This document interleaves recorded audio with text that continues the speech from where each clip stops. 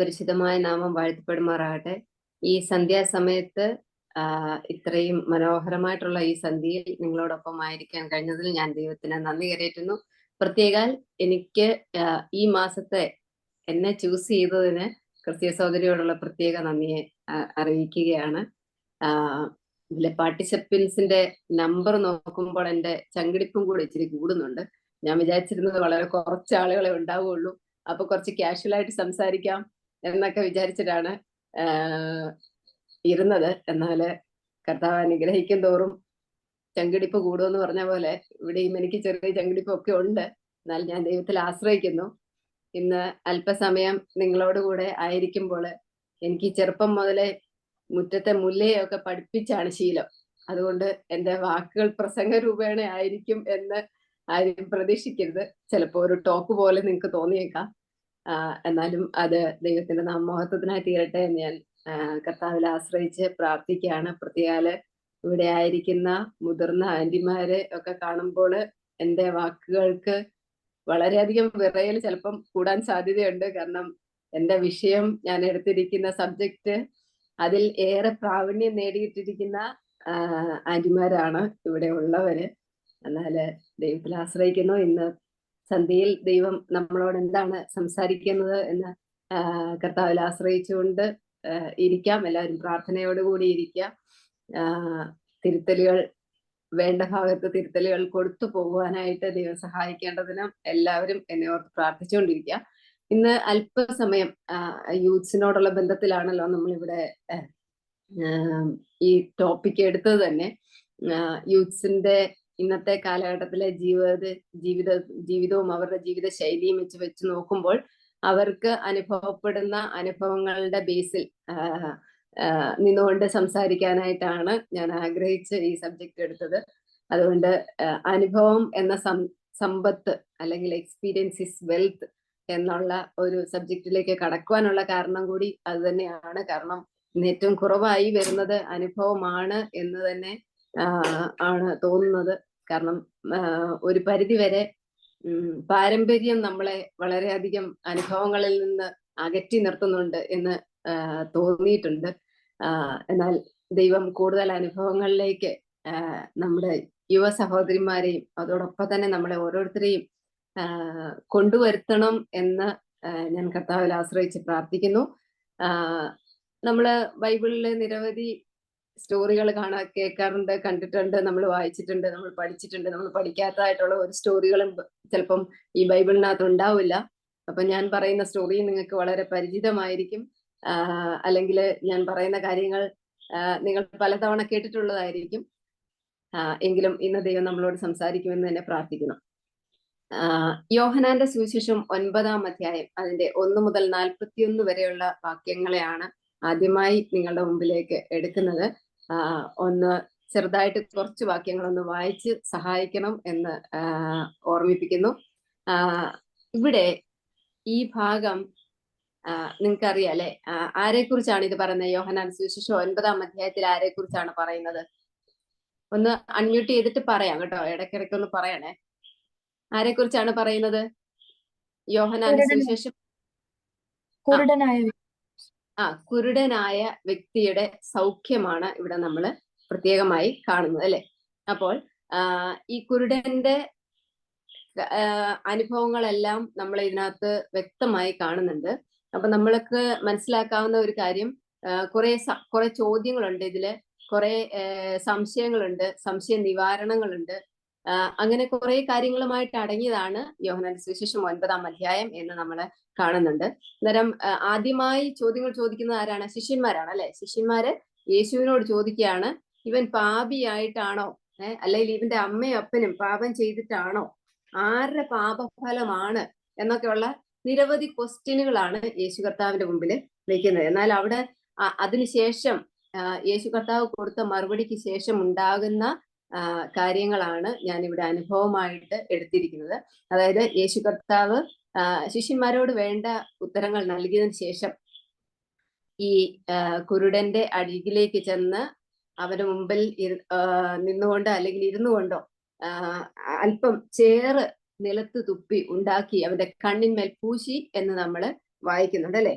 അപ്പൊ ഈ കണ്ണിന്മേൽ പൂശിയിട്ട് യേശു അവനോട് പറയുകയാണ്, എന്താണ്, നീ ശിലോഹാം കുളത്തിൽ പോയി കഴുകുക എന്ന് പറയുകയാണ്. അവൻ പോയി കഴുകി. പിന്നീട് അവൻ ചെയ്ത 3 കാര്യങ്ങൾ. അവൻ പോയി കഴുകി, രണ്ടാമത്തെ കാര്യം കണ്ണ് കാണുന്നവനായി മടങ്ങി വന്നു എന്നുള്ളതാണ്, അല്ലെ? അപ്പൊ അവനിൽ ഉണ്ടായ അനുഭവം എന്ന് പറയുന്നത്, അവൻ ഒരു പ്രോസസ്സിന് വിധേയനായി, അല്ലെ? ഒരു കണ്ണിൽ ചേറ് പൂശുന്ന ഒരു പ്രോസസ്സിന് വിധേയനായി. രണ്ടാമത് അവൻ ശിലോഹാം കുളത്തിൽ പോയി കഴുകി. മൂന്നാമത് അവൻ എന്താണ്, കണ്ണ് കാണുന്നവനായി മടങ്ങി വന്നു എന്ന് നമ്മൾ വായിക്കുന്നുണ്ട്. ഈ ശിലോഹാം കുളം എത്ര ദൂരമായിരുന്നു അവൻ നിന്നിരുന്ന സ്ഥലത്ത് നിന്നും നമുക്കറിയത്തില്ല. അവൻ എങ്ങനെയാണ് അവിടെ വരെ പോയതെന്നൊന്നും നമുക്കറിയത്തില്ല. എന്നാൽ ഇവിടെ ഒരു അനുഭവം അവനിൽ ഉണ്ടാവുകയാണ്, അല്ലെ? അപ്പൊ ആ അനുഭവം എന്താണെന്നാണ് അവൻ അടുത്ത വാക്യത്തിലേക്ക് വരുമ്പോൾ പറയുന്നത്. അതിന്റെ 9-ാം വാക്യം ഒന്ന് വായിച്ചേ. 9-ാം വാക്യം ഒന്ന് വായിച്ചേ. അവൻ തന്നെ എന്ന് ചിലരും അല്ല, അവനെ പോലെയുള്ളവൻ എന്ന് മറ്റു ചിലരും പറഞ്ഞു.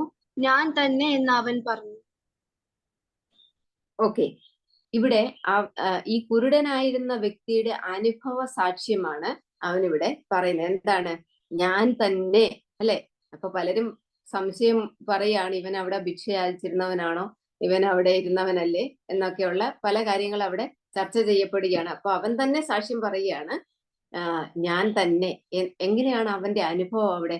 ഇതൊരു അനുഭവ സാക്ഷ്യമാണ്, അല്ലെ? നമുക്കിപ്പം അറിയാം, രോഗികളായിട്ടുള്ളവരൊക്കെ രോഗത്തിൽ നിന്ന് വിടുതൽ കിട്ടുമ്പോൾ കർത്താവിന് ഒരു സാക്ഷ്യം പറയും, അല്ലെ? എനിക്ക് അങ്ങനെയായിരുന്നു, അങ്ങനെ സംഭവിച്ചു, ഇങ്ങനെ സംഭവിച്ചു, അല്ലെ? അപ്പം ഇത് പക്ഷെങ്കിൽ തികച്ചും വ്യത്യസ്തമായിട്ടുള്ള ഒരു രീതിയിലുള്ള ഒരു അനുഭവമാണ്, അല്ലെ? അവൻ ഇത്ര നാളും അന്ധകാരത്തിലായിരുന്നു. അവൻ ഈ വെളിച്ചമില്ലായിരുന്നു. അപ്പൊ ആ വെളിച്ചം കിട്ടിയതിന്റെ സന്തോഷത്തിൽ തന്നെ അവൻ ഉറപ്പിച്ച് പറയാണ്, ഞാൻ തന്നെ, അല്ലെ? അതിനകത്ത് ഒരു ശകലം പോലും ചഞ്ചലമില്ല, അല്ലെങ്കിൽ ഭയമില്ല, ഒന്നുമില്ല. ആ ധൈര്യം അവന് അവിടെ കിട്ടുകയാണ്. അവൻ സ്വയം സാക്ഷ്യപ്പെടുത്തുകയാണ്, ഞാൻ തന്നെ. അപ്പോൾ അവനെ കുറച്ച് ആൾക്കാർ അവന്റെ കൂടെ ഉണ്ട്. ആരാണെന്നറിയാമോ? അവന്റെ അയൽക്കാരായിട്ടുള്ള കുറച്ചു പേരുണ്ട്, അവനെ മുമ്പേ കണ്ടിരുന്നവരുണ്ട്. അവരെല്ലാരും ചേർന്ന് ഇവനെ എന്ത് ചെയ്യണം, ഉറപ്പിക്കാൻ വേണ്ടിയിട്ട് പരീശന്മാരുടെ അടുത്തേക്ക് കൊണ്ടുപോവുകയാണ്. അപ്പം രണ്ടാമത് വീണ്ടും അവനോട് ചോദിക്കുകയാണ്. 15-ാമത്തെ വാക്യം ഒന്ന് വായിച്ചേ. 15-ാമത്തെ വാക്യം. 15-ാമത്തെ വാക്യം. എങ്ങനെയെന്ന് പരീക്ഷന്മാരും അവനോട് ചോദിച്ചു. അവൻ അവരോട്, അവൻ എന്റെ കണ്ണിന്മേൽ ചേർ തേച്ചു, ഞാൻ കഴുകി കാഴ്ച പ്രാപിച്ചിരിക്കുന്നു എന്ന് പറഞ്ഞു. അപ്പൊ ഇവിടെ എത്തുമ്പോൾ ഈ പരീശന്മാർ അവനോട് ചോദിക്കുകയാണ്, എങ്ങനെയാണ് കാഴ്ച പ്രാപിച്ചത്? ആദ്യം അയൽക്കാരും അവനെ മുമ്പ് കണ്ടിരുന്നവരും അവനോട് ചോദിച്ചു, ഇത് നീ തന്നെയാണോ? അപ്പൊ അവൻ സാക്ഷ്യപ്പെടുത്തി, ഞാൻ തന്നെയാണ്. അപ്പൊ രണ്ടാമത് പരീശന്മാരുടെ അടുത്തേക്ക് ചെന്നപ്പോൾ പരീശന്മാർ ചോദിക്കുകയാണ്, എങ്ങനെയാണ് നിനക്ക് കാഴ്ച ലഭിച്ചത് എന്നാണ് 15-ാമത്തെ വാക്യത്തില് അവനോടുള്ള ചോദ്യം. അപ്പോൾ അവന്റെ ഉത്തരം എന്താ? അവൻ എന്റെ കണ്ണിന്മേൽ ചേറ് തേച്ചു, ഞാൻ കഴുകി കാഴ്ച പ്രാപിച്ചിരിക്കുന്നു എന്ന് പറഞ്ഞു. രണ്ടാമതും അവന് ആ ഉത്തരം പറയുകയാണ്, ഞാൻ ആ ചെയ്ത പ്രോസസ്സ് മുഴുവനും വ്യക്തമാക്കി പറയുകയാണ്. ഇനി മൂന്നാമത് ഒന്നുകൂടെ ചോദിക്കുന്നുണ്ട്. 17-ാം വാക്യത്തില് അവിടെ അവർ പിന്നെയും കുരുടനോട്, നിന്റെ കണ്ണ് തുറന്നത് കൊണ്ട് നീ അവനെ കുറിച്ച് എന്ത് പറയുന്നു എന്ന് ചോദിച്ചു. ഇവിടെ കണ്ണ് തുറന്നതാണെന്നോ നീ ആരായിരുന്നോ എന്നൊന്നും അല്ല ചോദ്യം. ചോദ്യം മാറിയിരിക്കുകയാണ്. ഇവിടെ ചോദിക്കുകയാണ്, നീ അവനെ കുറിച്ച് എന്ത് പറയുന്നു, എന്ത് പറയുന്നു എന്നാണ് ചോദ്യം. ഇവിടെ അവന്റെ അനുഭവം അവർക്ക് ഒരു പ്രാധാന്യമുള്ള വിഷയമല്ല. അവൻ എങ്ങനെയായിരുന്നു എന്നുള്ളത് അവർക്ക് ആർക്കും ഒരു പ്രാധാന്യ വിഷയമല്ല. എന്നാൽ അവരുടെ പ്രാധാന്യ വിഷയം എന്താണ്? അവൻ അവനെ കുറിച്ച് എന്താണ് പറയുന്നത്. അപ്പൊ ഒന്ന് ഓർത്തു നോക്കിക്കോണം, ഒരു വ്യക്തി ഇത്രയും കാലം അന്ധനായി ജീവിച്ചിരുന്ന ഒരു വ്യക്തിക്ക് ഒരു പ്രകാശം ഉള്ളിലേക്ക് ലഭിക്കുമ്പോൾ മറ്റുള്ളവർ ആ പ്രകാശം അവന് ലഭിച്ചല്ലോ എന്നുള്ള സന്തോഷത്തിലൊന്നും അല്ല. അവർക്കറിയേണ്ടത് ഇവൻ ഇനി എന്ത് വിശ്വാസമാണ് ഇവനുള്ളത്, ഇവന്റെ വിശ്വാസം എന്താണ് എന്നാണ്. ഇവൻ ഇനി അവന്റെ കൂടെയാണോ വിശ്വസിച്ച് പോകുന്നത് എന്നറിയാൻ വേണ്ടിയിട്ടാണ് ഈ ചോദ്യം ചോദിക്കുന്നത്. അപ്പം അവൻ പറയുന്ന ഒരു ഉത്തരമുണ്ട്, അവനൊരു പ്രവാചകൻ എന്ന് അവൻ പറഞ്ഞു. അവനൊരു പ്രവാചകൻ എന്ന് അവൻ പറഞ്ഞു, അല്ലെ? അപ്പൊ അവിടെ മൂന്നാമത്തെ പ്രാവശ്യം അവനോട് ചോദിക്കുകയാണ്. ഇനി 4-ാമത്തെ പ്രാവശ്യം ഒന്നും കൂടെ ചോദിക്കുന്നുണ്ട്. അതിന്റെ 21-ാമത്തെ വാക്യത്തില് അവന്റെ പേരൻസിനോട് അവർ ചോദിക്കുന്നുണ്ട്. എന്താണ്? അവന്റെ കണ്ണ് ആര് തുറന്നു എന്ന് അറിയുന്നില്ല എന്ന് അവർ ഉത്തരം പറഞ്ഞു. അവനോട് ചോദിക്കുവിൻ, അവന് പ്രായമുണ്ടല്ലോ, അവൻ തന്നെ എന്ന് ഉത്തരം പറഞ്ഞു. അപ്പൊ പേരൻസ് പറയുകയാണ്, പേരൻസ് നല്ല ഇതായിട്ട് അതങ്ങ് നീറ്റാക്കി കൈയൊഴിഞ്ഞ് വിട്ടു. അല്ലെ, അവന് പ്രായമുണ്ടല്ലോ, ഇനി അവനോട് ചോദിച്ച് അവന്റെ കാര്യങ്ങൾ മനസ്സിലാക്കിക്കൊള്ളൂ എന്നാണ് പറയുന്നത്. ഇനി 27-ാമത്തെ വാക്യത്തില് 24-ാമത്തെ വാക്യത്തിലാണ് രണ്ടാമതും കുരുടനായിരുന്ന മനുഷ്യനെ അവർ രണ്ടാമതും വിളിച്ചു, ദൈവത്തിന് മഹത്വം കൊടുക്കുക, ആ മനുഷ്യൻ പാപി എന്ന് ഞങ്ങൾ അറിയുന്നു എന്ന് പറഞ്ഞു. അതിന് അവൻ എന്താണ് ഉത്തരം കൊടുക്കുന്നത്? അവൻ പാപിയോ അല്ലയോ എന്ന് ഞാൻ അറിയുന്നില്ല, ഒന്ന് ഞാൻ അറിയുന്നു, ഞാൻ കുരുടനായിരുന്നു, ഇപ്പോൾ കണ്ണ് കാണുന്നു എന്ന് ഉത്തരം പറഞ്ഞു. അപ്പൊ അവൻ എന്നാ പറയുന്നേ?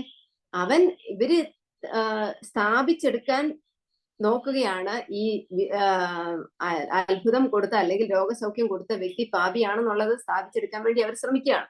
പക്ഷെ ഇവൻ എന്താ പറയുന്നത്? ഇവന്റെ അനുഭവത്തിൽ നിന്നുകൊണ്ടാണ് പറയുന്നത്. ഇവന്റെ അനുഭവത്തിൽ നിന്നുകൊണ്ട് എന്നാ പറയുന്നത്? അവൻ പാപിയാണോ പ്രവാചകനാണോ എന്നൊന്നും എനിക്ക് അറിയത്തില്ല, പക്ഷെ എനിക്ക് ഒന്നറിയാം, എന്താണ്? എന്റെ കണ്ണ് കാണത്തില്ലായിരുന്നു, എനിക്ക് ഇപ്പോൾ കാഴ്ച ലഭിച്ചിരിക്കുന്നു എന്ന്, എന്റെ കണ്ണ് ഇപ്പോൾ കാണുന്നു എന്ന് ഉത്തരം പറഞ്ഞു. ഇത് കഴിഞ്ഞിട്ടും അവനെ വിട്ടില്ല. എന്നാലും പിന്നെയും അവനോട് പറയുകയാണ്, അവർ അവനോട്, അവൻ നിനക്ക് എന്ത് ചെയ്തു? അവൻ ആരാണെന്ന് ചോദിച്ചതും പോരാ, അവനോട് എന്താണ് നിന്റെ അനുഭവം എന്ന് ചോദിച്ചതും പോരാ, അവൻ നിനക്ക് എന്ത് ചെയ്തു എന്ന് വീണ്ടും വീണ്ടും അവനെ ചോദിക്കുകയാണ്. അപ്പോൾ അവൻ ധൈര്യത്തോട് നൽകുന്ന ഒരു മറുപടി ഉണ്ട്.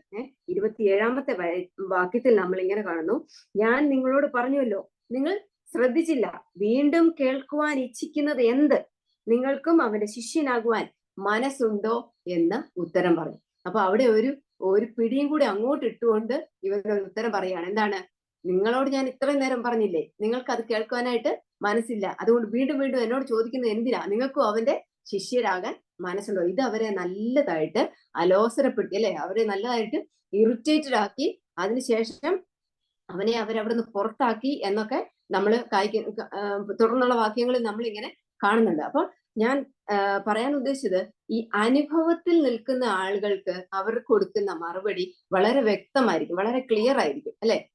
അപ്പൊ അവർക്ക് യാതൊരു വിധമായിട്ടുള്ള ചഞ്ചലവും ആ കാര്യത്തില് ഉണ്ടാവത്തില്ല. അവരുടെ അനുഭവമാണ് അവരെ എന്തിനേക്കാട്ടിൽ ഉപരിയായിട്ട് അവർ തുറന്നു കാണിക്കുവാനായിട്ട് ശ്രമിക്കുന്നത്. അപ്പൊ നമ്മൾ വളരെ വലിയ ഇതായിട്ടൊക്കെ നമ്മൾ വളരെ ഈസി ആയിട്ട് പറയുന്ന ഒരു കാര്യമാണ്. എന്താണ്? നമ്മൾ ദൈവത്തെക്കുറിച്ച് വളരെ ഈസി ആയിട്ട് പറയുന്ന കാര്യമാണ്, ദൈവത്തിനെല്ലാം ചെയ്യുവാനായിട്ട് സാധിക്കും, അല്ലെ? ഈ ദൈവത്തിനെല്ലാം ചെയ്യുവാൻ സാധിക്കും എന്നുള്ളത് നിരീശ്വരവാദികളായിട്ടല്ലാത്ത എല്ലാവർക്കും അറിയുന്ന കാര്യമല്ലയോ? അല്ലയോ?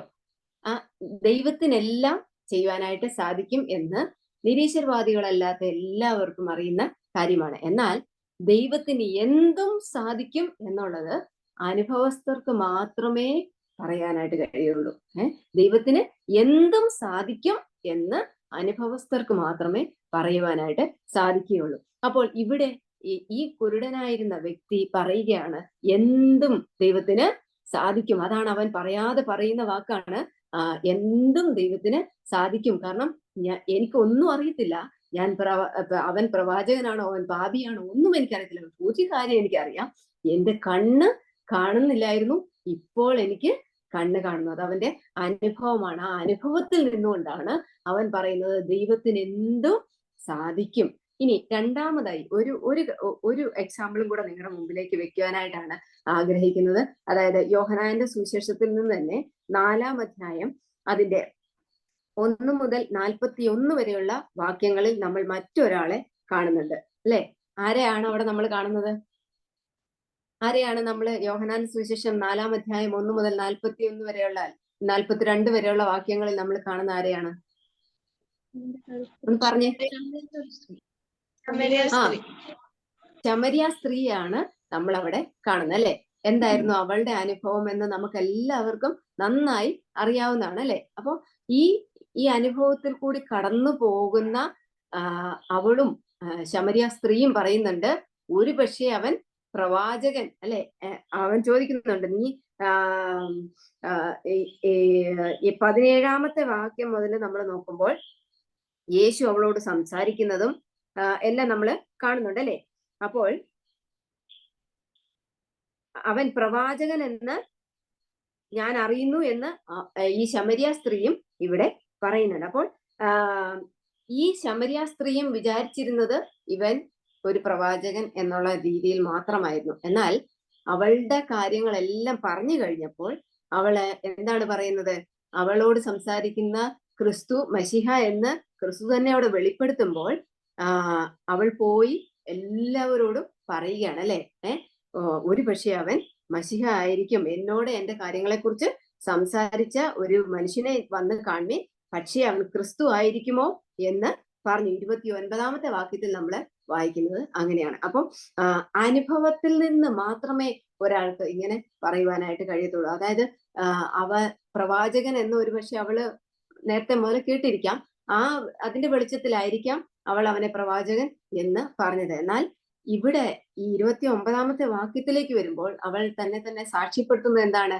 എന്നെ കുറിച്ച് പറഞ്ഞ ഒരു വ്യക്തിയെ ഞാൻ കണ്ടു, ഒരു മനുഷ്യനെ കണ്ടു, അവനെ വന്ന് കാണുമേ, ഒരു പക്ഷേ അവൻ ക്രിസ്തു ആയിരിക്കാം എന്ന് പറഞ്ഞു. അപ്പൊ ഈ രണ്ട് അനുഭവങ്ങളെ ഞാൻ നിങ്ങൾക്ക് മുമ്പിൽ വെച്ച് തന്നു അല്ലെ. ഈ രണ്ട് അനുഭവത്തിന്റെയും ഒരു സമ്പത്ത് എന്ന് പറയുന്നത് എന്തായിരുന്നു? ആദ്യത്തെ കുരുടന്റെ അനുഭവത്തിൽ നിന്ന് അവനുണ്ടായ സമ്പത്ത് എന്ന് പറയുന്നത് 9-ാം അധ്യായം അതിന്റെ 37-ാമത്തെ വാക്യത്തിലേക്ക് വരുമ്പോൾ നമ്മളിങ്ങനെ കാണുന്നു. യേശു അവനോട്, നീ അവനെ കണ്ടിട്ടുണ്ട്, നിന്നോട് സംസാരിക്കുന്നവൻ അവൻ തന്നെ എന്ന് പറഞ്ഞു. ഉടനെ അവൻ, കർത്താവെ, ഞാൻ വിശ്വസിക്കുന്നു എന്ന് പറഞ്ഞ് അവനെ നമസ്കരിച്ചു. അപ്പോൾ ഇവിടെ എന്തായിരുന്നു അവന്റെ സമ്പത്തായി തീർന്നത്? അവന് ആ ദൈവരാജ്യത്തിന് അവകാശിയായി തീരുവാനായിട്ട് ഇടയായി തീർന്നു അല്ലെ. ക്രിസ്തുവിനെ അവന് അറിയുവാനായിട്ട്, അവന്റെ ഹൃദയത്തിന്റെ രൂപാന്തരം സംഭവിക്കുവാനായിട്ട് ഇടയായി തീർന്നു. എന്നാൽ ഈ ശമര്യക്കാരത്തി സ്ത്രീയുടെ അനുഭവത്തിലേക്ക് വരുമ്പോൾ അവളുടെ അനുഭവത്തിന്റെ സമ്പത്ത് എന്ന് പറയുന്നത് ആ 41-ാമത്തെ വാക്യത്തിലാണ്. അവൾ തിരിച്ചറിഞ്ഞ ആ സത്യം അവൾ മറ്റുള്ളവരിലേക്ക് പകർന്നു കൊടുത്തപ്പോൾ അതിന്റെ സക്സസ് അല്ലെങ്കിൽ അതിന്റെ വെൽത്ത് എന്ന് പറയുന്നത് ആ 41-ാമത്തെ വാക്യത്തിൽ നമ്മൾ കാണുന്നു. ഏറ്റവും അധികം പേര് അവന്റെ വചനം കേട്ട് വിശ്വസിച്ചു എന്ന് പറയാണ് അല്ലെ. ഏറ്റവും അധികം പേര് അവന്റെ വചനം കേട്ട് വിശ്വസിച്ചു എന്ന് പറയാണ് അല്ലെ. അപ്പൊ നമ്മളൊന്ന് ഓർത്തു നോക്കിയാൽ എന്താണ് നമ്മളുടെയൊക്കെ അനുഭവങ്ങൾ, നമ്മളുടെ അനുഭവങ്ങളുടെ സമ്പത്ത് എന്തേലും നമുക്ക് ഈ രീതിയിൽ കാണുവാനായിട്ട് സാധിക്കുന്നുണ്ടോ എന്നുള്ളത് ഒന്ന് ഈ രാത്രികാലം ഒന്ന് ചിന്തിക്കേണ്ട ആവശ്യമുണ്ട്. നമുക്കറിയാം, നമുക്ക് അനുഭവങ്ങളൊന്നും ഇല്ലാത്തവരല്ല, അനുഭവങ്ങൾ ഉള്ളവരാണ് അല്ലെ. എന്നാൽ അതിനെ സമ്പത്താക്കി മാറ്റുവാൻ അല്ലെ, നമ്മള് ജോലി ചെയ്യും, പൈസ ഉണ്ടാക്കും, പക്ഷെ അതിനെ ഒരു അസറ്റാക്കി തീർക്കാൻ എത്ര പേർക്ക് കഴിയുന്നുണ്ടാവും? അതേപോലെ തന്നെ നമ്മളുടെ ആത്മീയ ജീവിതത്തിന്റെ ഈ അനുഭവങ്ങൾ നമുക്ക് സമ്പത്താക്കി തീർക്കാനായിട്ട് കഴിയുന്നുണ്ടോ? അതാണ് ഇന്ന് നമ്മൾ ഈ രാത്രികാലം ചിന്തിക്കേണ്ട ഒരു വിഷയം. ഞാനും നിങ്ങളും ഒരുപോലെ ചിന്തിക്കേണ്ട ഒരു വിഷയമാണ്. ഈ ദൈവവചനത്തിന് മുമ്പിൽ നിൽക്കുമ്പോൾ ഞാൻ വളരെയേറെ ഭയത്തോടെയാണ് നിൽക്കുന്നത്. കാരണം നിങ്ങൾ എന്ന് പറയുമ്പോൾ തന്നെ എന്നിലേക്കും കൂടെ ഞാൻ അത് ചൂണ്ടുകയാണ്. ആ വിരൽ എന്റെ നേരെയും കൂടെ ചൂണ്ടുകയാണ്. കാരണം എന്താണെന്ന് വെച്ച് കഴിഞ്ഞാൽ നമുക്കും ഓരോരുത്തർക്കും, എനിക്കും നിങ്ങൾക്കും ഓരോരുത്തർക്കും ഈ അനുഭവങ്ങളെ ആക്കി മാറ്റാൻ കഴിയുന്നുണ്ടോ എന്നുള്ളത് ഒന്ന് ഈ രാത്രികാലം നമ്മൾ ഒന്ന് ചിന്തിക്കേണ്ട ഒരു വിഷയമാണ്.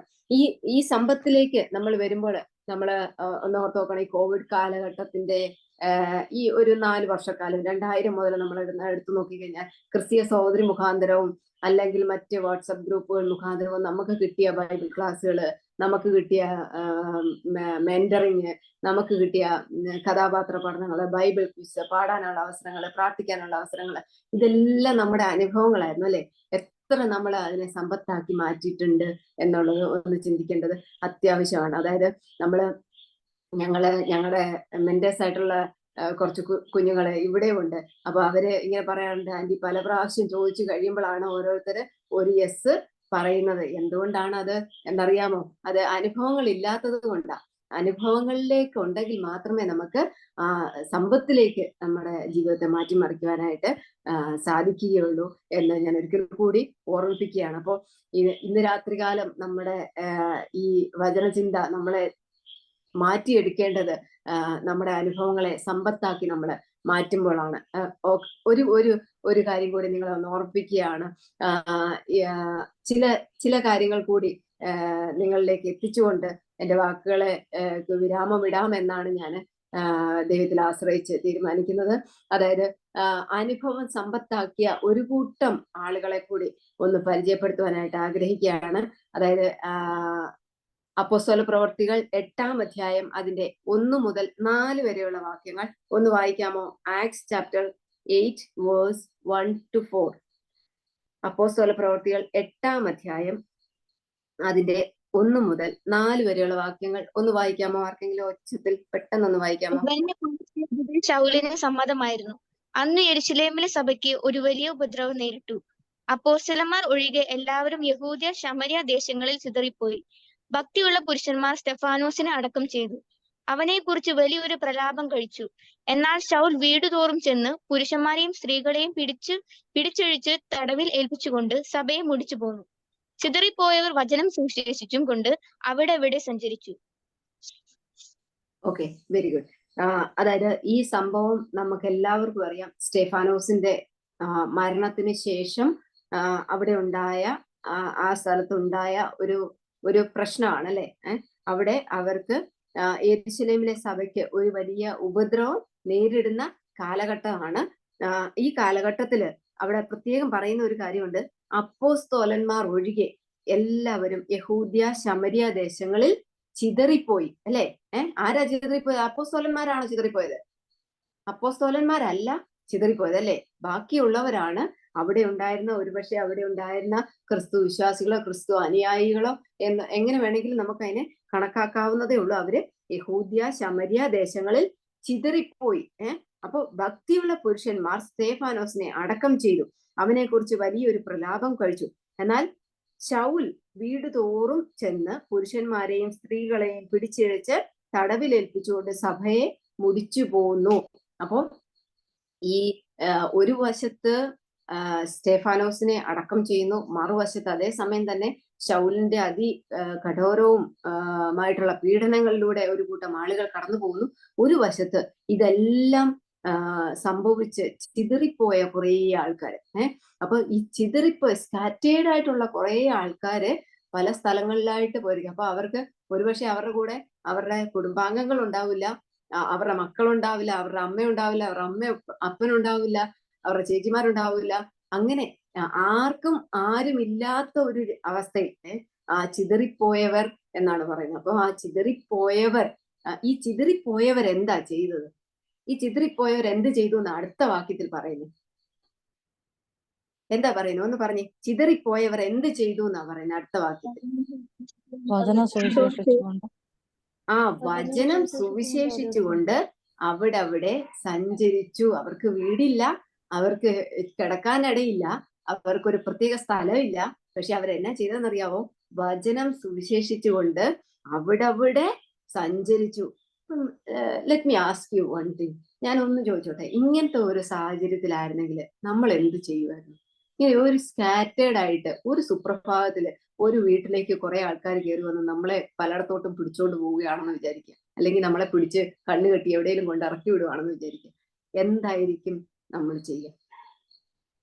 എനിക്ക് തോന്നുന്നില്ല 95% ആളുകളും ഈ വചനം സുവിശേഷിക്കും എന്ന് എനിക്ക് തോന്നുന്നില്ല. ഒരുപക്ഷെ കർത്താവിനെ പ്രാർത്ഥിക്കുമായിരിക്കും. കർത്താവെ എന്നെ ഇതിൽ നിന്ന് രക്ഷിക്കണേ എന്ന് പറഞ്ഞിട്ട് ഒന്ന് പ്രാർത്ഥിക്കുമായിരിക്കും. അത് എല്ലാവരുടെ മുമ്പിൽ നിന്ന് ചെയ്യാനുള്ള ഒരു ഗട്ട്സും ഉണ്ടാവുമായിരിക്കും. പക്ഷെ ഇവിടെ ചെയ്തതുപോലെ ഈ ചിതറിപ്പോയവർ വചനം സുവിശേഷിച്ചതുപോലെ നമ്മളിൽ എത്ര പേർക്ക് വചനം സുവിശേഷിക്കുവാനായിട്ട് കഴിയും എന്നുള്ളത് ഈ രാത്രികാലം ചിന്തിക്കേണ്ട ഒരു ആവശ്യമുണ്ട്. കാരണം ഈ സ്വാതന്ത്ര്യവും ഈ സമാധാനവും എത്ര കാലം നമുക്ക് നമ്മുടെ മുമ്പിലുണ്ട് എന്ന് യാതൊരു ഉറപ്പുമില്ലാത്ത ഒരു കാലഘട്ടത്തിലേക്കാണ് നമ്മൾ പോകുന്നത്. ഞങ്ങൾ ഇന്നലെ ഒരല്പസമയം മാഗസിന്റെ കാര്യത്തിന് വേണ്ടിയിട്ട് ചർച്ച ചെയ്യാനിരുന്നപ്പോൾ ലൗലി ചേച്ചി പ്രത്യേകം പറഞ്ഞ ഒരു പോയിന്റ് എന്നെ വളരെയധികം സ്ട്രൈക്ക് ചെയ്തു. കാരണം ഇപ്പൊ ഈ മാഗസിൻ പോസ്റ്റ് ഓഫീസുകൾ ഈ വഴി അയക്കാൻ വരുമ്പോൾ ഈ തപാൽ സ്റ്റാമ്പുകൾ ലഭിക്കാത്ത ഒരു സ്ഥിതിയിലേക്ക് കാര്യങ്ങൾ വന്നിരിക്കുകയാണ്. അപ്പം ഈ സ്റ്റാമ്പുകൾ അവർ നിർത്തിവെച്ചിരിക്കുന്നത്, ഏറ്റവും കൂടുതൽ സർക്കുലേറ്റ് ചെയ്യുന്നത്, പോസ്റ്റ് ഓഫീസ് വഴി ഏറ്റവും കൂടുതൽ സർക്കുലേറ്റ് ചെയ്യുന്നത് ക്രിസ്ത്യൻ മാഗസിനുകളാണ്. അത് നടപ്പാവാതിരിക്കാൻ വേണ്ടിയിട്ടാണ് അവര് ഈ കാര്യം ചെയ്യുന്നത് എന്ന് ലൗലി ചേച്ചി ഓർമ്മിപ്പിക്കുകയുണ്ടായി. അപ്പൊ ഞാനിങ്ങനെ വിചാരിക്കായിരുന്നു, കർത്താവെ, ഏതെല്ലാം വഴികളിലൂടെയാണ് പ്രതികൂലങ്ങൾ വരുന്നത് അല്ലെ. ഏതെല്ലാം വഴികളിലൂടെയാണ് വാതിലുകൾ അടയപ്പെടുന്നത്. ഒരുപക്ഷെ നമ്മള് അത്രയും അങ്ങോട്ട് ചിന്തിക്കുന്നുണ്ടാവില്ല. നമ്മളൊക്കെ നല്ല വീടുകളിലും നല്ല വാഹനങ്ങളിലും യാത്ര ചെയ്ത് നല്ല AC ഹോളുകളും അല്ലാത്ത ഹോളുകളിലും ഇരുന്ന് ആരാധിച്ചു വരുമ്പോൾ നമ്മൾ ഇതിന്റെ മഹത്വം മനസ്സിലാക്കുന്നുണ്ടോ? നാളെ ഒരു പക്ഷെ നമ്മൾ ചിതറപ്പെട്ടേക്കാം. അങ്ങനെ ഒരു അവസ്ഥ ഉണ്ടായി കഴിഞ്ഞാൽ നമ്മൾ നമ്മളെ തന്നെ പ്രിപ്പയർഡ് ആക്കുന്നുണ്ടോ ഒരു വചനം സുവിശേഷിക്കുന്നതിന് വേണ്ടിയിട്ട്? ഈ അവസരങ്ങളെല്ലാം നമ്മൾ ഈ കാലഘട്ടത്തിൽ ദൈവം നമുക്ക് നൽകി തന്നതാണ് കേട്ടോ. ഈ കോവിഡിന്റെ കാലഘട്ടം മുതല് ദൈവം നമുക്ക് നൽകി തന്ന സമയങ്ങളാണ് ഈ നമ്മളെ തന്നെ പ്രിപ്പയർ ചെയ്യുവാനായിട്ട്. എന്തിനു വേണ്ടിയാണെന്നറിയോ? ഒരു വലിയ വെല്ലുവിളി മുമ്പില് വരുന്നുണ്ട്, ഒരു വലിയ കാലഘട്ടം മുമ്പില് വരുന്നുണ്ട്. അന്ന് ചിതറിപ്പോകുന്നവർ വചനം സുവിശേഷിച്ചതുപോലെ സുവിശേഷിക്കുവാൻ പ്രാപ്തരാക്കി നമ്മളെ തന്നെ എടുക്കേണ്ടതിന് വേണ്ടിയിട്ടാണ് ഇങ്ങനെ ഒരു കാലഘട്ടം നമുക്ക് മുമ്പില് ദൈവം നൽകി തന്നത്. അപ്പോൾ എന്താണ് നമ്മുടെ സമ്പത്ത് എന്ന് പറയുന്നത്? നമ്മുടെ അനുഭവങ്ങൾ നമ്മൾ സമ്പത്തിലേക്ക് മാറ്റിയിട്ടുള്ളത്. ഇനി എങ്ങനെയാണ് ഇപ്പൊ അനുഭവങ്ങൾ എന്നൊക്കെ പറയുന്നത്? നമ്മൾ കുരുടരല്ല, നമുക്ക് മറ്റു പ്രശ്നങ്ങളൊന്നുമില്ല, പിന്നെ എങ്ങനെയാ നമുക്ക് അനുഭവങ്ങൾ ഉണ്ടാവുന്നത് അല്ലെ? എല്ലാവർക്കും ഉണ്ടാവുന്ന ഒരു സാധാരണ ഒരു സംശയമാണ്, നമുക്ക് എങ്ങനെ ഈ അനുഭവങ്ങൾ ഉണ്ടാവാനായിട്ട് എന്തെങ്കിലും ചെയ്യാനായിട്ട് കഴിയുമോ? എന്നാൽ നമുക്ക് അതൊന്ന് നോക്കാം അല്ലെ. അനുഭവങ്ങൾ എന്ന സമ്പത്ത് സ്വായത്തമാക്കാൻ വേണ്ടിയിട്ട് നമ്മള് എന്താണ് ചെയ്യേണ്ടത്? മത്തായി എഴുതിയ സുവിശേഷം 5-ാം അധ്യായം അതിന്റെ 41-ാമത്തെ വാക്യത്തിലേക്ക് ഒന്ന് വരാം. ആരെങ്കിലും ഒന്ന് എടുത്ത് പെട്ടെന്ന് വായിച്ചാട്ടെ. മത്തായി എഴുതിയ സുവിശേഷം 5-ാം അധ്യായം അതിന്റെ 41-ാമത്തെ വാക്യം ഒന്ന് വായിച്ചാട്ടെ. ഒരുത്തൻ നിന്നെ ഒരു നാഴിക പോകുവാൻ നിർബന്ധിച്ചാൽ 2 അവനോട് കൂടെ പോകാം. വളരെയധികം പ്രാവശ്യം കേട്ടിട്ടുള്ളതും കേട്ട് മറന്നതും പ്രായോഗികത്തിൽ കൊണ്ടുവരുത്താൻ വിഷമിച്ചിട്ടുള്ളതുമായിട്ടുള്ള ഒരു വാക്യം. എന്റെയും സ്ഥിതി തന്നെയാട്ടോ, ഞാനും അങ്ങനെ തന്നെയായിരുന്നു. അപ്പോ ഈ അനുഭവങ്ങൾ നമ്മൾ സൃഷ്ടിച്ചെടുക്കുന്നതിന് വേണ്ടിയിട്ട് ചെയ്യാൻ കഴിയുന്ന ഒറ്റ ഒരു കാര്യമേ ഉള്ളൂ. 1 നാഴിക നടക്കാൻ പറഞ്ഞാൽ 2 നാഴിക നടക്കുക. അപ്പൊ ഈ നമ്മളെല്ലാവരും കേൾക്കുന്നതുകൊണ്ട് ഞങ്ങള് പലരോട് ചോദിക്കുമ്പോൾ എല്ലാവരും പറയും, ഈ ധനികൻ യേശു കർത്താവിന്റെ മുമ്പിൽ വന്ന് പറഞ്ഞ പോലെയാണ് പറയുന്നത്, ഞാൻ എന്റെ അപ്പനെ അമ്മയെ അനുസരിക്കുന്നുണ്ട്, ഞാൻ സ്നേഹിക്കുന്നുണ്ട്, ഞാൻ സഭായോഗങ്ങൾ മുടക്കുന്നില്ല, ഞാൻ ആത്മീയ വർധന വേണ്ടിയിട്ടുള്ള എല്ലാ കാര്യങ്ങളും ഞാൻ ചെയ്യുന്നുണ്ട് അത് എന്നെല്ലാം പറയും. പക്ഷെ ഞാൻ പറയട്ടെ, ഈ ഒരു ക്രിസ്ത്യാനി എന്ന നിലയിൽ ഒരു ക്രിസ്ത്യാനിയുടെ 1-ാം മൈലിലെ യാത്ര നരകത്തിൽ നിന്നും രക്ഷപ്പെടാനുള്ള ഒരു ക്രിസ്തീയ അനുഭവം മാത്രമാണ്. ഒരു ക്രിസ്ത്യാനി എന്ന നിലയിൽ ഒരു 1-ാം മൈലിലെ യാത്ര അല്ലെ 1 നാഴിക എന്ന് പറയുന്നത് ആ നരകത്തിൽ നിന്നുള്ള രക്ഷപ്പെടൽ മാത്രമാണ്. ഇന്ന് നാം എത്തി നിൽക്കുന്ന ഒരവസ്ഥ എവിടെയാണെന്ന് ഒന്ന് മനസ്സിലാക്കാൻ വേണ്ടിയിട്ട് ഞാനിത് പറഞ്ഞതേ ഉള്ളൂ.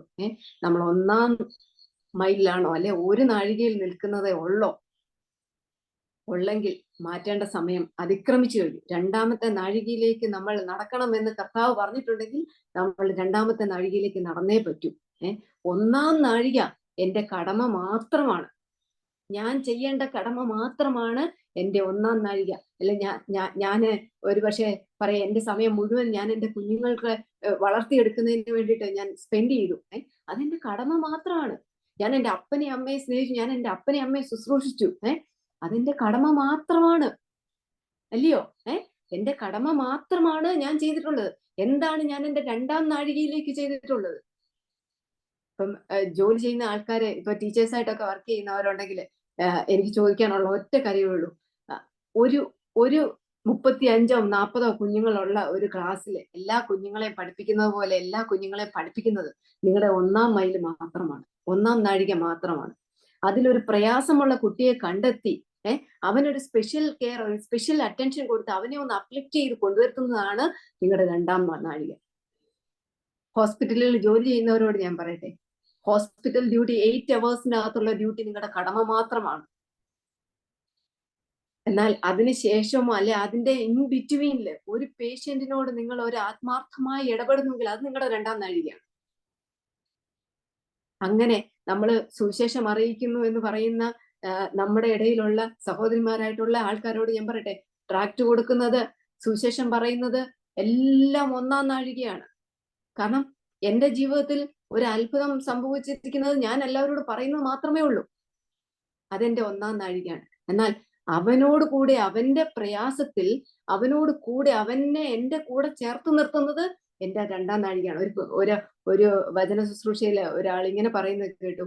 ഒരു തൊട്ടയൽപക്കത്തുള്ള ഒരു കുഞ്ഞ് ഒരു നഴ്സിംഗിന്റെ അഡ്മിഷന്റെ കാര്യം പറയാനായിട്ട് ഈ ഭവനത്തിലേക്ക് കയറി വന്നു. അപ്പൊ നഴ്സിംഗിന്റെ അഡ്മിഷനെ കുറിച്ചെല്ലാം ഇങ്ങനെ വാതോരാതെ സംസാരിച്ചു. അഡ്വൈസും എല്ലാ കാര്യങ്ങളും ചെയ്യേണ്ട എല്ലാ വിധങ്ങളും പറഞ്ഞു കൊടുത്തു. എന്നാല് ആ പുരോഹിതൻ ഇങ്ങനെയാണ് പറയുന്നത്, അത് നിന്റെ ഒന്നാം നാഴികയാണ്. അവളെ ഒരു അഡ്മിഷൻ എടുക്കാനായിട്ട് നീ കൊണ്ടുപോകുന്നുവെങ്കിൽ, അവളെ അഡ്മിഷൻ എടുത്ത് നീ തിരികെ അവളെ അവിടെ ആക്കിയ ശേഷം അവളുടെ ആവശ്യങ്ങൾ നിറവേറ്റി നീ തിരികെ വരുന്നുവെങ്കിൽ അതാണ് നിന്റെ രണ്ടാം നാഴിക. ഈ രണ്ടാം നാഴികയിലേക്ക് നമ്മൾ ഇനി എന്നാണ് എത്തിപ്പെട്ടിട്ടുണ്ടോ? ഒന്ന് ഈ രാത്രിയിൽ നമുക്കൊന്ന് തിരിഞ്ഞു നോക്കി ഒന്ന് ചിന്തിക്കേണ്ടതായിട്ടുള്ള ഒരു അത്യാവശ്യത്തിലേക്ക് ഘടകത്തിലേക്ക് നമ്മൾ എത്തിച്ചേർന്നിരിക്കുകയാണ്. കാരണം ഞാൻ എപ്പോഴും വിചാരിക്കുന്ന ഒരു സയൻസിന്റെ ഒരു മഹത്വമാണ്, സയൻസ് പഠിപ്പിച്ചു തന്ന ഒരു മഹത്വമാണ്. പക്ഷെ ദൈവത്തിന്റെ ഒരു സൃഷ്ടി എന്ന് പറയുന്നത് അത് സയൻസിനെക്കാട്ടിലും ഉപരി ആയതുകൊണ്ട് ആ മനുഷ്യന്റെ ജനനം എന്ന് പറയുന്നത് ഒരു വലിയ ഒരു അത്ഭുതമാണ് അല്ലെ. നമ്മൾ സങ്കീർത്തനത്തിൽ വായിക്കുന്നുണ്ട്, നിന്റെ അമ്മയുടെ ഉദരത്തിൽ ഉരുവാകുന്നതിന് മുമ്പേ നിന്നെ കണ്ടവനായിട്ടുള്ള ദൈവം അല്ലെ. അപ്പം ഈ ആയിരക്കണക്കിന് തന്മാത്രകൾ കൂടിച്ചേരുന്ന ഒറ്റ തന്മാത്രയാകുന്ന അല്ലെങ്കിൽ ഒറ്റ ആറ്റത്തിലേക്ക് വരുന്ന ഒരു സൈഗോട്ട് ആകുന്ന ഒരു പ്രോസസ്. അപ്പം ലക്ഷോപലക്ഷങ്ങളിൽ നിന്ന് എന്നെ തിരഞ്ഞെടുക്കുന്ന, എന്നെ ഞാനാക്കാൻ വേണ്ടി തിരഞ്ഞെടുക്കുന്ന ഒരു കർത്താവുണ്ടെങ്കിൽ, ഞാൻ ഇന്നിവിടെ ജീവിച്ചിരിക്കുന്നുണ്ടെങ്കിൽ അതിന് വേറെ ഒരു കാരണവുമില്ല. അത് രണ്ടാം മൈലിന്റെ കാരണമാണ്, ഒന്നാം മൈലിൻ്റെതല്ല. ഒന്നാം മൈലിൽ ജീവിക്കേണ്ടവരല്ല നമ്മള്.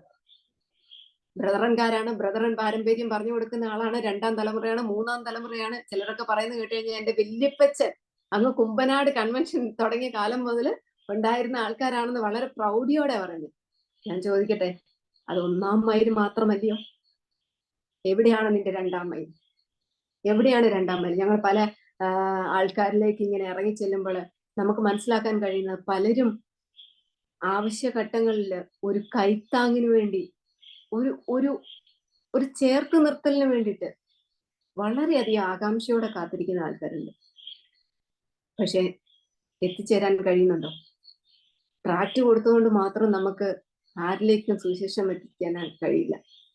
സുവിശേഷം കവലകളിൽ പോയി നിന്ന് പറഞ്ഞത് കൊണ്ട് മാത്രം നമുക്ക് നമ്മുടെ സമൂഹത്തിൽ പ്രത്യേകിച്ചും അങ്ങനത്തെ ഒരു സിസ്റ്റം കൂടി ഇല്ലാത്തത് കൊണ്ട് എന്താ ചെയ്യുന്നത്? ബ്രദറിൻകാരുടെ ഇടയില് സഹോദരിമാർക്ക് യാതൊരു ശുശ്രൂഷയും ഇല്ല. അതുകൊണ്ട് എന്താ, ഒന്ന് പഠിക്കുക, ഒരു ജോലി മേടിക്കുക, ഒന്ന് കല്യാണം കഴിക്കുക, കുറച്ച് 1-2 കുഞ്ഞുങ്ങളെ ആക്കിയെടുക്കുക, അതിനുശേഷം ഒരു കുടുംബ പ്രാർത്ഥനയും കൂടി ഉണ്ടെങ്കിൽ ആയി, ക്ലോസ്, കാര്യങ്ങൾ തീർന്നു. ബ്രദറൻ സഹോദരിയെ സംബന്ധിച്ചിടത്തോളം എല്ലാ കാര്യങ്ങളും കഴിഞ്ഞു, തീർന്നു, അത്രേ ഉള്ളൂ. ആത്മീയാണ്. ഒന്നാം മൈലില്ല കേട്ടോ, ഒന്നാം മൈലല്ല കർത്താവ് ചോദിക്കുന്നത് എന്നുള്ളത് ഒന്ന് ഓർമ്മ വേണം കേട്ടോ. ഈ ഒന്നാം മൈലിൽ മാത്രം ഉള്ളവരല്ല നമ്മള്. ഈ ലക്ഷോപലക്ഷത്തിൽ നിന്ന് എന്നെ തിരഞ്ഞെടുത്തിട്ടുണ്ടെങ്കിൽ, എന്നെ ഇന്ന് ജീവനോടെ ഇവിടെ നിർത്തിയിട്ടുണ്ടെങ്കിൽ, ആ ഒന്നാം മൈലിൽ മാത്രം ഞാൻ നടന്ന് എന്റെ കാലുകൾ തളർത്തേണ്ട ആളല്ല. രണ്ടാം മൈലിലേക്ക് നടക്കേണ്ട ദൂരം അധികം കടന്നുപോയിരിക്കുകയാണ്. നാളെ അതിനുള്ള അവസരമുണ്ടോ എന്ന് പറയാനൊക്കത്തില്ല. ഇന്നാണ് ഈ നമ്മൾ ജീവിക്കുന്ന നിമിഷത്തിൽ, ഈ നിമിഷത്തിലാണ് എനിക്കുള്ള അവസരം അല്ലേ. അപ്പോ ഈ ഒരു അനുഭവത്തിലേക്ക്, ഈ ഒരു അനുഭവം കൊണ്ടെത്തിക്കുന്ന ഒരു സമ്പത്തിലേക്ക് നമുക്ക് എത്തിച്ചേരുവാനായിട്ട് കഴിയുന്നുണ്ടോ? നമ്മുടെ ഈ ഒന്നാം മൈൽ കഴിഞ്ഞ് രണ്ടാം മൈലിൽ കിട്ടുന്ന ഒരു സമ്പത്തുണ്ട്. ഈ രണ്ടാം മൈല് യാത്ര ചെയ്ത് കഴിയുമ്പോൾ കിട്ടുന്ന ഒരു സമ്പത്തുണ്ട്. അത് ഈ ബോസ്റ്റ് ചെയ്യുവാണെന്ന് നിങ്ങൾ വിചാരിക്കരുത്. ഈ കഴിഞ്ഞ ദിവസം ഹോസ്പിറ്റലിൽ കിടന്ന ഒരാൾക്ക് ഒരല്പം ഭക്ഷണം കൊടുത്തതിന്റെ ഒരു നന്ദി വാക്ക് ഒരാൾ ഇങ്ങോട്ട് പറഞ്ഞു. അപ്പൊ ഞാൻ വിചാരിച്ചു, ഞാനിവിടെ കുറെ ആൾക്കാർക്കൊക്കെ എങ്ങനെ ഭക്ഷണം കൊടുക്കുന്ന ഒരു പരിപാടിയുണ്ട്. അപ്പം അതെന്റെ ഒന്നാം മൈൽ മാത്രമാണ്. ഞാൻ അദ്ദേഹത്തോട് പറഞ്ഞു, അതെന്റെ ഒന്നാം മൈൽ മാത്രമാണ്. എനിക്ക് ദൈവമക്കളോടുള്ള ഒരു കടപ്പാട് മാത്രമാണ് ഞാൻ ചെയ്യുന്നത്. എന്റെ മുമ്പിൽ വരുന്ന ഒരു ആവശ്യമായി എന്റെ കണ്ണിന് മുമ്പിൽ വരുന്ന ഒരാൾക്ക് ചെയ്തു കൊടുക്കുന്ന ഒരു കടപ്പാട് മാത്രമാണ് അത് എന്ന് ഞാനിങ്ങനെ പറയാനായിട്ട്. അന്നേരം അദ്ദേഹം എന്നോട് പറഞ്ഞു, അല്ല സഹോദരി, അത് എന്റെ അനുഭവമാണ് എന്നെ കൊണ്ട് അത് പറയിപ്പിക്കുന്നത് നിങ്ങളൊരു സമ്പത്താണെന്നുള്ളത്. ഞാൻ സ്വയം പുകഴ്ത്തുകയൊന്നുമല്ല കേട്ടോ. പക്ഷെ രണ്ടാമത് നമ്മള് രണ്ടാം നാഴികയിലേക്ക് ഒന്ന് കൊണ്ടുപോകേണ്ട ഒരു ആവശ്യം നമുക്കുണ്ട്. നമ്മൾ ചെയ്യുന്ന ഓരോ ചെറിയ കാര്യത്തിലും. ഈ കഴിഞ്ഞ ദിവസം ഞങ്ങൾക്ക് പരിചയമുള്ള ഒരു അമ്മച്ചി മരണമടഞ്ഞു. അപ്പം ഞാൻ ആ അമ്മച്ചിയെ കുറിച്ച് ഓർക്കുന്ന സമയത്തെല്ലാം ഞാൻ ഓർക്കും, അമ്മച്ചി എപ്പോഴും പറയായിരുന്നു, എനിക്ക് 2 or 3 പാത്രങ്ങളേ ഉള്ളൂ മോളെ കഴുകാനായിട്ട്. പക്ഷെ അത് കഴുകാതെ ഞാൻ കിടക്കത്തില്ല. കാരണം കർത്താവ് എന്നോട് ചോദിക്കും, എനിക്ക് 2 പാത്രം ഇല്ലയോ തന്നുള്ളൂ, അതെന്താ നീ വിശ്വസ്തമായിട്ട് കഴുകി വെക്കാതെ കിടന്നത് എന്ന് ചോദിക്കും എന്ന് അമ്മച്ചി എപ്പോഴും പറയായിരുന്നു. ആ അമ്മച്ചി തന്നെ കിട്ടുന്ന അവസരത്തില് ഈ ഹോളിന്റെ മുറ്റത്തെ പുല്ലുകൾ വന്ന് പറിച്ചു കളയായിരുന്നു. ആ അമ്മച്ചി ഒരു പ്രാവശ്യം വിധവയുടെ കയ്യിലെ 2 കാശ് പോലെ ഒരു കൂട്ടായ്മ എനിക്ക് കൊണ്ടു തന്നിട്ടുണ്ട്. ഇതൊക്കെ 2ാം മൈലാ കേട്ടോ, ഇതൊന്നും 1ാം മൈലല്ല, ഇതൊക്കെ 2ാം മൈലാണ്. കാരണം ഹൈന്ദവ വിശ്വാസത്തിൽ നിന്ന് വിശ്വാസത്തിലേക്ക് വന്ന് വളരെ വില കൊടുത്ത ഒരു അമ്മച്ചിയാണ്. അപ്പൊ ഞാൻ പറയട്ടെ, 2ാം തലമുറയും 3ാം തലമുറയും എന്നൊക്കെ പറഞ്ഞ് നമ്മൾ വലിയ പ്രൗഢി അണിഞ്ഞ് ഇങ്ങനെ ഇരിക്കുമ്പോൾ ഞാനൊരു 1ാം തലമുറക്കാരിയാ കേട്ടോ. അതുകൊണ്ട് എന്റെ വാക്കുകൾക്ക് ചിലപ്പോൾ ഇച്ചിരി മൂർച്ച കൂടുതലുണ്ടാവും. അതുകൊണ്ട് എന്നോട് ദയവായി ക്ഷമിക്കുക. ഈ 2ാം തലമുറയും 3ാം തലമുറയും ഒക്കെ പറഞ്ഞിരിക്കുമ്പോഴേ ഇടയ്ക്കിടയ്ക്ക് ഒന്ന് ചിന്തിക്കണം, എന്തെങ്കിലും അനുഭവം ഉണ്ടോ, എന്തെങ്കിലും ഈ അനുഭവത്തിൽ നിന്ന് എന്തെങ്കിലും ഒരു സമ്പത്ത് ഉണ്ടാക്കിയെടുക്കാനായിട്ട് എനിക്ക് കഴിഞ്ഞിട്ടുണ്ടോ എന്നുള്ളത് ഒന്ന് ചിന്തിക്കേണ്ട ഒരു ആവശ്യമാണ്. കുരുടൻ തന്റെ അനുഭവത്തിൽ നിന്ന് പറഞ്ഞു, അവന്റെ ഹൃദയത്തിന്റെ രൂപാന്തരം, കർത്താവെ ഞാൻ നിന്നിൽ വിശ്വസിക്കുന്നു. ശമരിയ സ്ത്രീ അവൾക്കുണ്ടായ അനുഭവത്തിൽ നിന്ന് അവൾ ആ നാട് മുഴുവനും നടന്നു പറഞ്ഞു. പിന്നീട് അവളുടെ കാലുകൾ അവിടെ ഉറച്ചിട്ടില്ല എന്നുള്ളതാണ് സത്യം. അവളുടെ കാലുകൾ അവിടെ അവൾ നിലത്ത് നിർത്തിയിട്ടില്ല എന്നുള്ളതാണ് സത്യം. അന്ന് അവൾ ആ പട്ടണം മുഴുവൻ പോയി പറഞ്ഞ് ആ വാക്യം 41ാമത്തെ വാക്യത്തിൽ നമ്മൾ എന്താ വായിക്കുന്നത്? ഏറ്റവും അധികം ആളുകൾ കർത്താവിനെ അറിഞ്ഞു, കർത്താവിൽ വിശ്വസിച്ചു. പിന്നീട് അവര് പറയുന്നുണ്ട് 42ാമത്തെ വാക്യത്തിൽ എന്നാ പറയുന്നത്? ഇനി നീ പറയണ്ട, ഞങ്ങൾക്കറിയാം, ഞങ്ങൾക്ക് മനസ്സിലായി, ഞങ്ങൾക്ക് മനസ്സിലാക്കി തന്നു. എന്ത്? നിന്റെ അനുഭവം ഞങ്ങൾക്ക് മനസ്സിലാക്കി തന്നു. എന്റെയും നിങ്ങളുടെ അനുഭവം വേറൊരാൾക്ക് എന്തെങ്കിലും മനസ്സിലാക്കി കൊടുക്കുന്നുണ്ടോ? ഈ രാത്രിയിൽ നമുക്ക് നന്നായിട്ടൊന്ന് ചിന്തിക്കാം. വെറുതെ നമ്മൾ ഈ മീറ്റിങ്ങിൽ കയറി ഇരുന്ന് കേട്ടു പോകുന്നവരായിട്ടല്ല തീരേണ്ടത്. എന്റെ യുവ സഹോദരിമാരോട് ഞാനൊന്ന് ചോദിക്കട്ടെ, നിങ്ങളുടെ അനുഭവങ്ങൾ ആർക്കെങ്കിലും സമ്പത്താക്കി തീർക്കുവാനായിട്ട് കഴിയുന്നുണ്ടോ? കഴിഞ്ഞിട്ടില്ലെങ്കിൽ അനുഭവങ്ങളെ സൃഷ്ടിച്ചെടുക്കുവാൻ വേണ്ടി മനഃപൂർവ്വം 1ാം മൈലിൽ നിന്ന് 2ാം മൈലിലേക്ക് യാത്ര ചെയ്യണം. ഇതൊരു നിർബന്ധപൂർവ്വമാണ് ചെയ്യേണ്ട ഒരു കാര്യമായി ചെയ്താൽ നമുക്കത് നമ്മുടെ ശീലമാക്കി തീർക്കുവാനായിട്ട് സാധിക്കത്തുള്ളൂ. ഞാനിങ്ങനെ ഒന്നും ചെയ്യുന്ന ഒരു വ്യക്തിയേ അല്ല കേട്ടോ. എനിക്ക് 1ാം മൈല് മാത്രമേ ഇതുവരെയും ചെയ്യാനായിട്ട് കഴിഞ്ഞിട്ടുള്ളൂ എന്ന് വിശ്വസിക്കുന്ന ഒരാളാണ്. പക്ഷെ എന്റെ ചുറ്റിനുമുള്ള ആളുകളുണ്ടല്ലോ, അവരെല്ലാവരും 2ാം മൈല് സഞ്ചരിക്കുന്ന ആളുകളാ. അതുകൊണ്ട് എനിക്ക് മുമ്പോട്ട് പോയാലേ പറ്റത്തുള്ളൂ. എന്റെ ചുറ്റും നിൽക്കുന്ന എന്റെ ഭർത്താവ്, എന്റെ അമ്മ, എന്റെ അമ്മായിയമ്മ, എന്റെ അമ്മായിയപ്പൻ, ഇവരെല്ലാവരും 2ാം മൈലിൽ സഞ്ചരിക്കുന്നവരാ. അതുകൊണ്ട് എനിക്ക് 2ാം മൈലിലേക്ക് ഓട്ടം ഓടിയേ അങ്ങനെ എനിക്ക് തയ്ക്കാൻ പറ്റുള്ളൂ. അപ്പൊ ഞാനൊന്ന് ചോദിക്കട്ടെ, ഈ 2ാം മൈലിലേക്ക് ഇനി എത്ര ദൂരമുണ്ട്? ഒന്ന് ചിന്തിക്കണം. ഈ രാത്രികാലം ഈ 2ാം മൈലിലേക്ക് എത്തിച്ചേരുവാനായിട്ട് ഇനി എത്ര ദൂരം എനിക്ക് നിങ്ങൾക്കും ബാക്കിയുണ്ട്? എങ്ങനെ ഈ നമ്മുടെ അനുഭവത്തെ ഒരു സമ്പത്താക്കി മാറ്റുവാനായിട്ട് സാധിക്കും? ഇത്രയും കാലം നമ്മുടെ അനുഭവങ്ങളുണ്ടല്ലേ, ഇത്രയും കാലത്തെ നമ്മുടെ ദീർഘമായിട്ടുള്ള അനുഭവങ്ങൾ. എന്താ? ക്രിസ്തുവിനെ അറിഞ്ഞു, ക്രിസ്തുവിനെ സാക്ഷ്യപ്പെടുത്തി, കുരുടൻ സാക്ഷ്യപ്പെടുത്തിയതുപോലെ തന്നെ സാക്ഷ്യപ്പെടുത്തി അല്ലേ നമ്മളും. നമ്മളെ അന്ധകാരത്തിൽ നിന്ന് വിടുവിച്ചു, ആത്മീയ അന്ധതയിൽ നിന്ന് നമ്മളെ വിടുവിച്ചു, നമ്മളെ രക്ഷിക്കപ്പെടുവാനായിട്ട് ദൈവം സഹായിച്ചു. എന്നല്ല നമ്മൾ സാക്ഷ്യപ്പെടുത്തി അല്ലേ. 1ാം മൈലിൽ മാത്രമാണ് ആ സാക്ഷ്യം കൊണ്ട് നമ്മൾ നിൽക്കുന്നത് എന്നുള്ളത് എത്ര പേര് ആലോചിക്കുന്നുണ്ട്? ആ ശമര്യക്കാരിയുടെയും കുരുടന്റെയും ചേഞ്ചസ് ഇന്ന് രാത്രികാലം എന്റെയും നിങ്ങളുടെയും ഉള്ളിലേക്ക് വരുന്നുണ്ടോ? അപ്പോസ്തല പ്രവൃത്തിയിൽ നമുക്ക് കാണുന്ന പോലെ ചിതറിപ്പാർക്കുന്നവർ വചനം സുവിശേഷിച്ചുകൊണ്ട് ആ ദേശത്തൊക്കെയും സഞ്ചരിച്ചതുപോലെ നമ്മളെ തന്നെ അതിനു വേണ്ടിയിട്ടൊന്ന് ഒരുക്കാനായിട്ട് തയ്യാറാവുന്നുണ്ടോ? ഈ രാത്രികാലം നമ്മളെ തന്നെ അതിനു വേണ്ടിയിട്ടൊന്ന് ഒരുക്കണം. Change my heart oh God, make it ever true എന്നൊരു പാട്ടുണ്ട്. എനിക്ക് വളരെയേറെ ഇഷ്ടമുള്ള ഒരു പാട്ടാണ്. കാരണം കർത്താവെ, നമ്മളാരും പെർഫെക്റ്റ് അല്ല. ഇന്നൊരു കൈവിട്ടു പോയ ഒരു അവസരത്തെ കുറിച്ച് ഞാൻ പറയാം. ഇന്ന് ഞാൻ ബൈക്കില് സ്കൂട്ടറിൽ ഇങ്ങോട്ട് ജസ്റ്റ് പാസ് ചെയ്ത് വരുമ്പോൾ ഒരു മോന്റെ ഷർട്ടയില് ഇങ്ങനെ എഴുതിയേക്കാണ്, born to be perfect, no imperfect match. Born to be perfect, no imperfect match എന്ന് എഴുതി വെച്ചേക്കാണ്. അപ്പൊ ഞാൻ ജസ്റ്റ് പാസ് ചെയ്ത് പോകുന്നതിന്റെ ഇടയിലാണ് ഇത് കണ്ടത്. അപ്പൊ ഞാന് കുറെ ദൂരം ചെന്നപ്പോഴാണ്, എടാ അതൊരു പോയിന്റ് ആയിരുന്നു, എനിക്ക് അവനോടൊരു സുവിശേഷം പറയാനായിട്ടുള്ള ഒരു ചാൻസ് ആണ് നഷ്ടപ്പെടുത്തിയത് എന്ന് ഞാനിങ്ങനെ മനസ്സിലാക്കുവാനായിട്ട് ഇതായിരുന്നു. പ്രിയമുള്ളവരെ, കൈവിരലുകൾക്കിടയിൽ നിന്ന് വഴുതി പോകുന്ന പരൽമീനുകൾ പോലെ അവസരങ്ങൾ നമ്മുടെ കയ്യിൽ നിന്ന് നഷ്ടപ്പെട്ടു പോകും കേട്ടോ, നഷ്ടപ്പെട്ടു പോകും. ഒന്നാം നാഴികയിൽ മാത്രം നമ്മൾ നടക്കേണ്ടവരല്ല. രണ്ടാം നാഴികയിലേക്ക് നമുക്ക് നടക്കണമെങ്കിൽ എന്ത് ചെയ്യണമായിരുന്നു? ഞാൻ നിന്റെ രണ്ടാം നാഴികയിലേക്ക് ഇന്ന് നടക്കണമെങ്കിൽ ഞാൻ ആ വണ്ടി എടുത്ത് തിരികെ പോയി അവനോട് സുവിശേഷം പറയണമായിരുന്നു. പക്ഷെ എനിക്കതിന് കഴിഞ്ഞില്ല. ഞാനത് ഓർമ്മപ്പെടുത്തിയത്, നമ്മളെല്ലാവരും ഡീഫോൾട്സുകളുള്ളവരാണ് അല്ലെ. നമ്മൾ ആരും പെർഫെക്റ്റ് അല്ല. നമ്മൾ ആരും ഈ ചിന്തിക്കുന്നത് പോലെ പ്രവർത്തിക്കാനൊന്നും കഴിയുന്നവരല്ല. പക്ഷെ ദൈവത്തിൽ ആശ്രയിച്ച് ഈ അനുഭവങ്ങളെ സ്വായത്തമാക്കുന്നവർക്ക് അത് സാധിക്കും.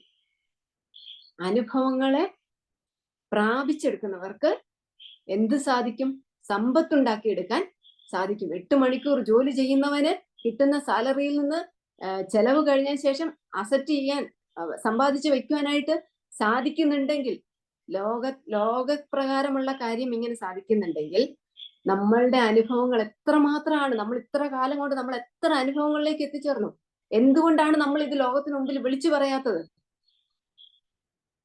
നമ്മള് ഭയങ്കര ഭയമുള്ളവരാണ്, അല്ലെങ്കിൽ നമ്മൾ സത്യം സംസാരിക്കുന്നില്ല എന്നുള്ളതാണ്. സത്യം സംസാരിച്ചത് കൊണ്ട് മാത്രം ഈ ലോകത്തിൽ 3.5 കൊല്ലം മാത്രം ജീവിതം അവസാനിപ്പിക്കേണ്ട വന്ന വ്യക്തിയാണ് കർത്താവായ യേശുക്രിസ്തു. സത്യം സംസാരിച്ചത് കൊണ്ട് മാത്രം.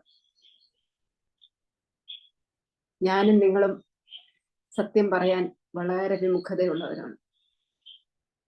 നമ്മളെല്ലാവരും അതിൽ വളരെ ഫോൾട്ടുകൾ ഉള്ളവരാണ് കേട്ടോ.